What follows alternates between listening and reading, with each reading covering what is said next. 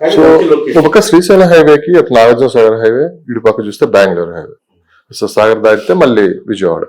ఇది ఒక పెద్ద జంట నగరాల్లాగా ఉన్న రాబోతుంది ఫ్యూచర్. అంటే ఇప్పుడు మన 4th సిటీ అన్నాము, 4th సిటీ చుట్టూ ఉంది బెంగళూరు హైవే ఒకటి and Sagar highway. Sagar highway కూడా ఈ మధ్య ఈ 4th సిటీ అనౌన్స్ చేసిన కానీ కూడా విపరీతమైన డిమాండ్ పెరిగిందని చెప్పి కూడా భూముల రేట్లు అని చెప్పి వినిపిస్తుంది అనమాట. మొత్తం మీద ఆ సర్కిల్ మొత్తం కలిపి ఒక పెద్ద మరొక హైదరాబాద్ ని చూడబోతున్నాం. అంటే ఒక టెక్నాలజీ సిటీగా. ఎందుకంటే ఇక్కడ మనం ఒకసారి మనం చూసాము ఈ రోజు ఇండియా పరిస్థితి ఏంటి. ఈ రోజు ఒకప్పుడు ఇండియా డెవలప్డ్ కంట్రీ మాట చెప్తే ఆ మాట ప్రజలు ఒత్తిడికి వినాల్సి వచ్చేది. కానీ ఈరోజు ఇండియా గ్లోబల్ లెవెల్లో చాలా వరకు ఏంటంటే తను చేయాలనుకున్నది ధైర్యంగా చేస్తుంది. కారణాలు ఏంటంటే మన ఆపరేషన్ సింధూర్లో మన పాకిస్తాన్ వాళ్ళలో మన వాళ్ళు ప్రదర్శించిన టెక్నాలజీ, ఇస్రో కానీ manufacturing technology, modification of the SU-30 కానీ మన బయట నుంచి ఇంపోర్ట్ చేసుకున్నా కానీ ఎక్విప్మెంట్ మనకు తగ్గట్టుగా దాన్ని మోడిఫై చేసి ఒక బ్రాండ్ ఇమేజ్ అనేది ఇండియన్ ఎక్విప్మెంట్ అనేది తీసుకురావాలి. అంటే నేను ఎందుకు చెప్తున్నానంటే ఈ పాయింట్ ఆఫ్ వ్యూలో ఈరోజు మ్యానుఫ్యాక్చరింగ్ హబ్గా మంచి అవకాశం డెవలప్ ఆ లెవెల్లో హైటెక్ టెక్నాలజీ రావడానికి అవకాశం ఉంది. ఈరోజు మీరు చూసే ఉంటారు అమరావతి దగ్గర కూడా ఏంటంటే క్వాంటమ్ వాల్యూ తీసుకురాబోతున్నారు. అంటే అడ్వాన్స్ టెక్నాలజీకి హైదరాబాద్ ఇప్పుడు మంచి అవకాశం ఉందండి. అందుకని ఆర్టిఫిషియల్ ఇంటెలిజెన్స్ 297 acres తీసుకురాబోతున్నారు. అట్లనే WTC కూడా తీసుకురాబోతున్నారు. అంటే ఒక మ్యానుఫ్యాక్చరింగ్ హబ్ ఒకవేళ సెంట్రల్ గవర్నమెంట్ ని ఒప్పించి కొన్ని ప్రాజెక్ట్స్ డిఫెన్స్ సంబంధించి ఆల్రెడీ డిఫెన్స్ సంబంధించిన హైదరాబాద్ అనేది ఒక లీడింగ్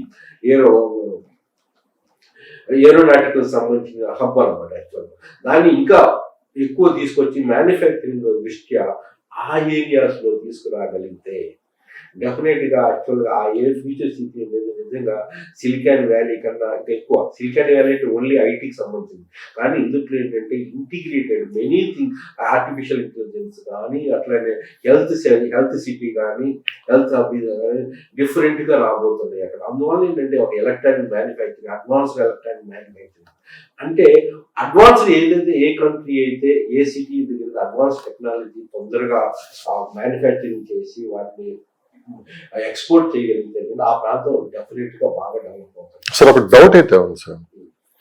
బేసిక్ గా గత ప్రభుత్వంలో ఫార్మా సిటీ అన్నారు, కొత్త ప్రభుత్వం వచ్చిన తర్వాత 4th సిటీ అన్నారు. బేసిక్ గా ఇల్లు అనౌన్స్ చేయడానికి ఏంటంటే గవర్నమెంట్ కి కావాల్సినంత ల్యాండ్స్ ఉన్నాయి అక్కడ. పాత ఒకసారి మనం బ్యాక్ వెళ్ళిపోతాం కంప్లీట్ గా. ప్రభుత్వానికి భూములు ఎక్కడ ఎక్కువ ఉంటే అక్కడ ఇండస్ట్రీస్ అవి వస్తూ ఉంటాయి, డెవలప్మెంట్స్ కి ఎక్కువ వాళ్ళు ఇస్తూ ఉంటారు. బేసిక్ అంతేగా జరిగేది. సో ఆ చుట్టుపక్కల ఉండే వాళ్ళందరికీ ఏంటంటే ఒకసారిగా భూముల రేట్లు పెరిగిపోవటం. మన హైదరాబాద్ కూడా చూసాం.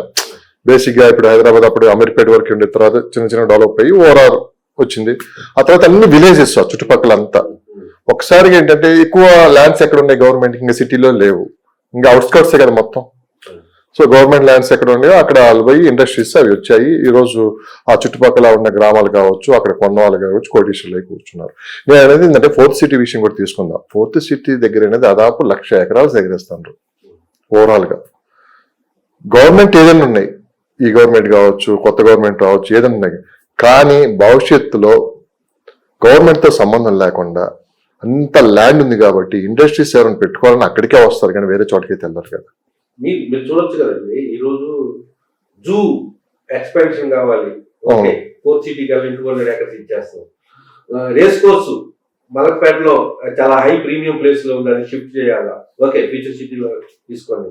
అట్లానే గ్లోబల్ లెవెల్లో ఇంటర్నేషనల్ గోల్ఫ్ కోర్స్ కావాలి, ఓకే ఫ్యూచర్ సిటీ కావాలండి. మంచి ఇంటర్నేషనల్ క్రికెట్ స్టేడియం కావాలి, ఫ్యూచర్ సిటీలో ఇచ్చేస్తాం. చూడండి, ఎన్నో విధమైన లేటెస్ట్ డెవలప్మెంట్స్ కి, లేటెస్ట్ ఫెసిలిటీస్ కి, లేటెస్ట్ ఇన్ఫ్రాస్ట్రక్చర్ అమ్యూనిటీస్ కి రేపు ఈ ఫ్యూచర్ సిటీ అనేది సొల్యూషన్ ఇవ్వబోతుంది. ఎగ్జాంపుల్ అమరావతి అని కూడా చెప్పుకోవచ్చు. ప్రభుత్వం దగ్గర భూములు లేవు. చూడండి, అమరావతి అది కూడా ఒక ఎకరా కూడా గవర్నమెంట్ కి లేదు. 12,000 acres కూడా స్టార్ట్ అయింది. అంతా ఎల్పిఎస్ కింద ఈ రోజు 33,000, అక్కడ కూడా 50,000 acres లో Yes. రాదు. అంటే ఏంటంటే గవర్నమెంట్ అనేది ల్యాండ్ పూలింగ్ ద్వారా డెవలప్ చేసి అక్కడ రైతులు కొంత ఇచ్చి వీళ్ళు కొంత తీసుకొని ఇండస్ట్రీస్ అట్రాక్ట్ చేసేసి మౌలిక సదుపాయాలు ఏర్పాటు చేసేసి ఎంప్లాయ్మెంట్ జనరేషన్ చేసి వాల్యుయేషన్ అనేది పెంచుతున్నారు. సేమ్ సిమిలర్ అమరావతి ఎట్లాగో ఫ్యూచర్ సిటీ సేమ్ భూసేకరణ డిఫరెన్స్ ఏం లేదు. అవును. ఇక్కడ ఏదో జోన్స్ వస్తున్నాయో, క్లస్టర్స్ వస్తున్నాయో, ఎలక్ట్రానిక్ మ్యానుఫ్యాక్చరింగ్ అని, ఐటీ క్లస్టర్స్ అని, ఆర్టిఫిషియల్ ఇంటెలిజెన్స్ అక్కడ కాకపోతే అక్కడ ఏంటంటే వీటి ఎక్స్ట్రా ఇప్పుడు ఎన్నో latest quantum technology. Quantum valley. అంటే ఇవన్నీ ఏంటంటే ఏదైతే ఎక్కడైతే ఉన్నాయో ఈ మౌలిక సదుపాయాలు ఎక్కడైతే ఏర్పడుతుందో డెఫినెట్ గా ఏంటంటే గ్లోబల్ ఇండస్ట్రీస్ కూడా ఏంటంటే ఎక్కడైతే వాళ్ళ ప్లేస్ సానుకూలంగా ఉందో, ఏ గవర్నమెంట్ అయితే వాళ్ళకి కొంచెం రాయితీలు ఇస్తారో ఆ గవర్నమెంట్ ని అక్కడ ప్రదేశాల్లో ఆల్రెడీ మౌలిక సదుపాయాలు ఇమీడియట్ గా వెళ్ళిపోయి ఎస్టాబ్లిష్ చేసుకునే అవకాశం ఉన్న ప్రాంతాల్లో స్కిల్ లేబర్ ఎక్కడ ఉందో ఇవన్నీ చూసుకొని పారామీటర్ చూసుకొని గ్లోబల్ కంపెనీలు ఎదుగుతూ ఉంటాయి. మన ఇండియన్ కంపెనీస్ ఇటువంటి వాటికి ఏంటంటే వాళ్ళకి అడ్వాంటేజ్ ఫాస్ట్ టర్న్ అప్ అవడానికి అవకాశం ఉంది. మీకు ఎక్కడ డిఫరెన్స్ లేదు. మొత్తం ఇండియా మొత్తం సింపుల్ గా నేను ఒక్కటే మాట చెప్తాను. రేవంత్ రెడ్డి గారు సిబిఎన్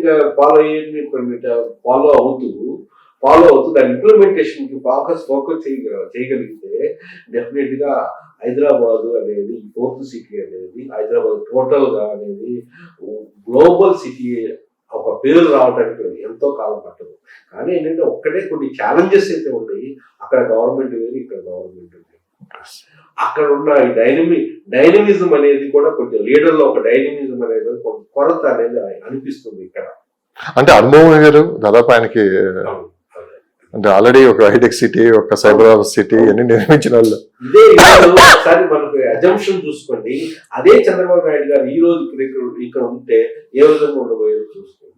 ఈ రోజు ఆయనకి వెళ్ళే కదండి, అప్పటికైనా కంటిన్యూ అయ్యి ఉంటే అప్పుడు కూడా అంటే ఒకవేళ అంటే పొలిటికల్ గా మనం పక్కన పెడదాం, ఆయనకున్న విజన్ కి రాజకీయ నాయకులు ఇప్పుడు పార్టీలు ఇవన్నీ పక్కన పెట్టుకుంటాం. ఇదేంటంటే చాలా వరకు ఏంటంటే ఒక లీడర్ అనేది చాలా ఇంపార్టెంట్. ఈ రోజు మన ఇండియాని ఐడెంటిఫై చేస్తే ఈవెన్ అమెరికా కానీ, రష్యా కానీ అందరూ ఇండియా కావాలి, భారతం కావాలనుకుంటున్నారు. వాళ్ళ ఫ్రెండ్షిప్ కోరుకుంటున్నారు.